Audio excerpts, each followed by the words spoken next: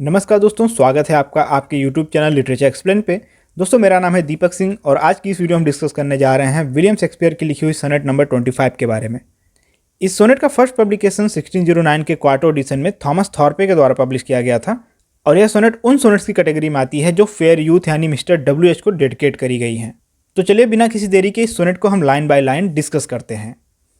Sonnet की शुरुआत करते हुए विलियम शेक्सपियर कहते हैं, let those who are in favour with their stars. यहाँ पे स्टार्स का मतलब है भाग्य या किस्मत। तो यहाँ पोएट कहते हैं, जिन पर अच्छे भाग्य अच्छी किस्मत की कृपा है उन पर उसकी कृपा रहने दो। Of public honours and proud titles boast. Boast का अर्थ होता है दिखावा करना या डींगे मारना। तो जिन पर अच्छी किस्मत की कृपा है वे अपने पब्लिक ऑनर और हाई टाइटल का दिखावा कर सकते हैं, डींगे मार सकते हैं। Whilst I whom fortune of such triumph bars। जो फॉर्चून जो भाग्य मुझे ट्रियम्फ यानी महान जीत दिला सकता है वह सलाखों के पीछे कैद है। ट्रियम्फ का यहाँ पे मतलब होता है महान जीत और बार्स का मतलब होता है सलाखें, जेल। तो पोएट कहते हैं, जो किस्मत दूसरे लोगों को जीत दिलाती है वह मेरी किस्मत सलाखों के पीछे कैद हो चुकी है। Unlooked for joy in that I honour most. Unlooked for joy, और उस आनंद को भी प्राप्त करने से मुझे रोक रखा है, दैट आई ऑनर मोस्ट, जिसका मेरे लिए बहुत ही ज़्यादा महत्व है। तो ऊपर की इन चारों लाइनों का मतलब एक बार फिर से देखिए कि जिन पर अच्छी भाग्य गुड फॉर्चून की कृपा है उन पर उसकी कृपा रहने दो। वे अपने पब्लिक ऑनर और हाई टाइटल का दिखावा कर सकते हैं, जबकि मेरे लिए ऐसा नहीं है। जो फॉर्चून जो भाग्य मुझे महान जीत दिला सकता है वह सलाखों के पीछे कैद हो चुका है और उस आनंद को भी मुझे प्राप्त करने से रोक रखा है जिसका मेरे लिए बहुत ही महत्व है। Great prince favourite their fair lips spread but as the marigold at the sun's eyes. यहाँ पे फेवरेट्स का अर्थ होता है दरबारी या कर्टियर और मेरी गोल्ड से अर्थ है गेंदे का फूल।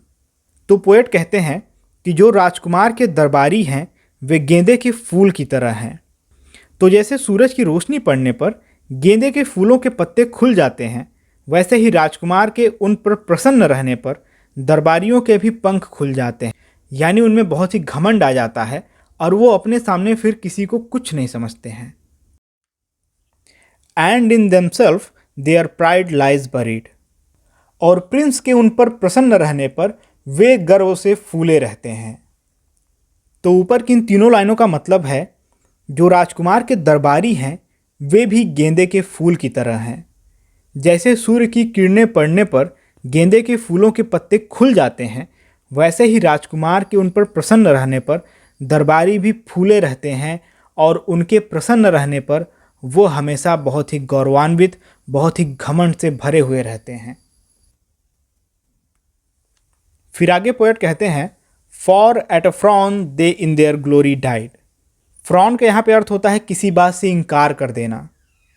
लेकिन जब उन्हें यानी दरबारियों को किसी बात के लिए डिसअप्रूवल मिल जाता है, किसी बात के लिए राजकुमार उन्हें मना कर देते हैं, दे इन देयर ग्लोरी डाई, उनकी ग्लोरी, उनका सम्मान, उनका प्राइड उनके ही अंदर मर जाता है।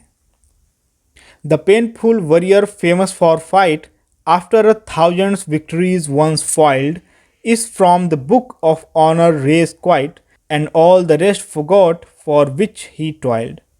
दोस्तों, पोएम की आगे की लाइन बहुत ही सुंदर है और वास्तव में यह समाज की सच्चाई भी दिखाती है। तो पोएट कहते हैं, the painful warrior famous for fight.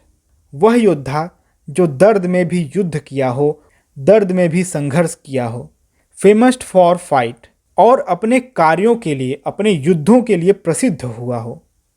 After 1,000 victories once foiled. After 1,000 victories, वह योद्धा हजारों जीत के बाद भी वंस फॉल्ड, एक बार हार जाए, is from the book of honour razed quite. तो बुक ऑफ ऑनर यानी सम्मान की किताब से, लोगों के सम्मान भरी नज़रों से उसका नाम पूरी तरह से मिटा दिया जाता है। रेस्ट का अर्थ होता है मिटा देना और क्वाइट का अर्थ होता है पूरी तरह से। तो जो बुक ऑफ ऑनर है जो किताब है जिसमें सभी सम्मानित लोगों के बारे में लिखा होता है, उसमें से उसका नाम पूरी तरह से मिटा दिया जाता है।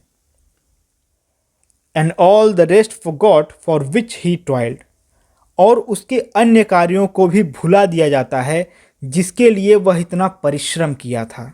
अर्थात वह अपनी ज़िंदगी में चाहे जितना संघर्ष किया हो, चाहे जितने युद्ध लड़ा हो, लेकिन अगर वह एक बार हार जाता है तो उसका नाम सम्मान की किताब से भी मिटा दिया जाता है और उसके अन्य कार्यों को भी भुला दिया जाता है जिसके लिए उसने इतना परिश्रम किया था। Than happy I that love and I am beloved, than happy I, तब मैं बहुत खुश हूँ, दैट कि love and I am beloved, मैं तुमसे प्यार करता हूँ और तुम भी मुझे प्यार करते हो। यहाँ पे पोएट फेयर यूथ को ही एड्रेस करके बोल रहे हैं कि मैं बहुत खुश हूँ इस चीज़ के बारे में कि मैं तुमसे प्यार करता हूँ और तुम मुझसे प्यार करते हो। Where I may not remove nor be removed, जहाँ पर वेयर, जहाँ पर आई मे नॉट रिमूव, मैं मेरे प्रेमी को अपने दिल से नहीं निकाल सकता, यानी मैं फेयर यूथ को अपने दिल से नहीं निकाल सकता, नॉर बी रिमूव्ड, और न ही मेरा प्रेमी मुझे अपने दिल से निकालेगा। और इसी लाइन के साथ यह पोएम समाप्त हो जाती है।